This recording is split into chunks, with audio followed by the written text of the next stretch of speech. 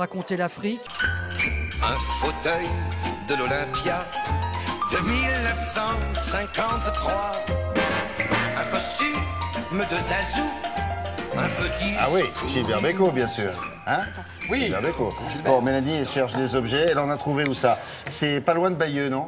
Oui, c'est pas loin de Bagneux. On est, oui, c'est juste à côté de Bayeux d'ailleurs, au manoir d'Argouges. C'est Laurence et Denis Vauclair qui exposent l'art de la barbotine. Barbotine, qu'est-ce que c'est? La barbotine, ben, alors, la barbotine. Quand on parle barbotine, vous pensez sans doute au fameux pichet ou au plat asperge que vous avez peut-être au fond d'un placard.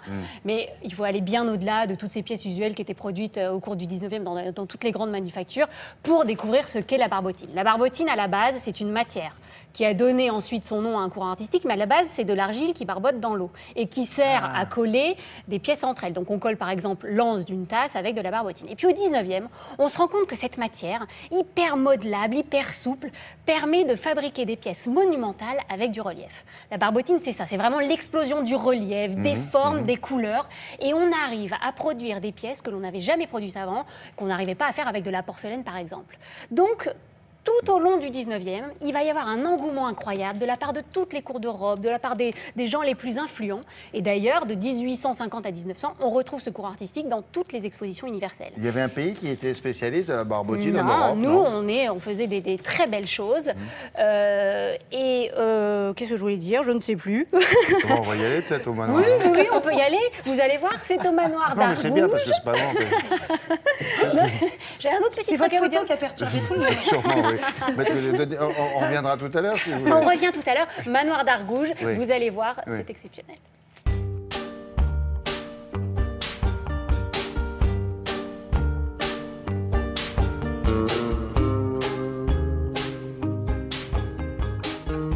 Ce perroquet est la manufacture de Choisy-le-Roi et a pour sculpteur Paul Comolera, sculpteur de bronze animalier. On a un perroquet qui est plus vrai que nature, qui est vivant, qui a ses ailes déployées, qui a sa crête qui est élevée et son regard qui est complètement fou, qui transmet un peu cette terreur qu'il peut avoir face à ce pauvre petit coléoptère qui est en train de grimper sur le bambou. Ce qui fait l'exception de cette pièce, c'est que c'est une collaboration entre une manufacture et un artiste. La manufacture a la maîtrise de l'art du feu, a la maîtrise des émaux, mais n'a pas forcément la maîtrise de la sculpture. Et pour ce faire, ils font appel à ces grands sculpteurs qui étaient Paul Comolera, qui étaient Carrier-Belleuse, qui étaient Rodin pour les Titans. On n'est plus dans la barbotine. On est vraiment dans la sculpture, dans la pièce d'exception, dans la pièce de musée. Au 19e, on a redécouvert le travail de céramiste de Bernard Palissy, d'un céramiste de la Renaissance. On va trouver bon nombre de poissons, on va trouver des fougères, on va trouver des grenouilles, des petites rainettes. On peut avoir sur des poissons une irisation telle que le poisson, on pourrait le voir sorti de l'eau.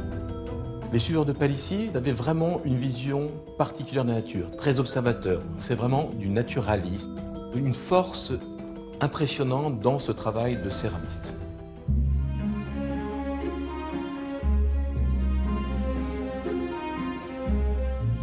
Il y a une autre partie très importante, qui sont les céramistes qui ont voulu retravailler ce romantisme. Ces plaques de Théodore Dec sont typiques de ce travail, de cette passion pour les troubadours, pour la Renaissance. Il y a aussi ces deux grands vases représentant un troubadour et sa femme avec une mandoline, pièce de commande des ateliers d'Aviland. Il faut s'imaginer la prouesse technique, à la fois dans un four à bois, pouvoir monter une pièce de forme de ce grand vase qui a été tourné, puis rajouter les deux personnages, et après ce travail de peinture. C'est vraiment une maîtrise à la fois de l'art du feu, à la fois de la peinture, et vraiment on est à l'apogée de la céramique.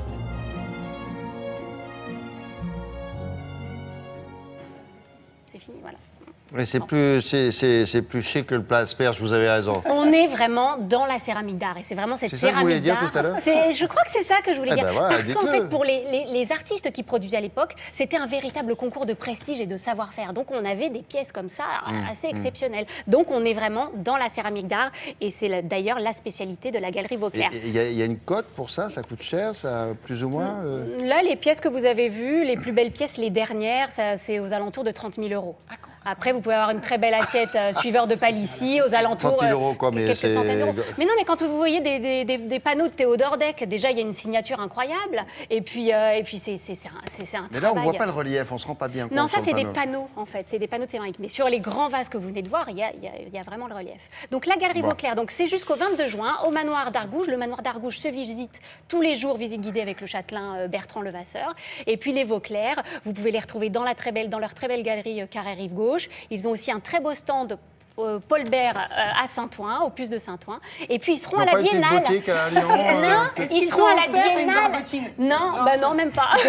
La famille Vauclair. Alors, suis de je la veux le famille. perroquet. C'est mieux quand elle Allez, au revoir. À bientôt, merci beaucoup. C'est un événement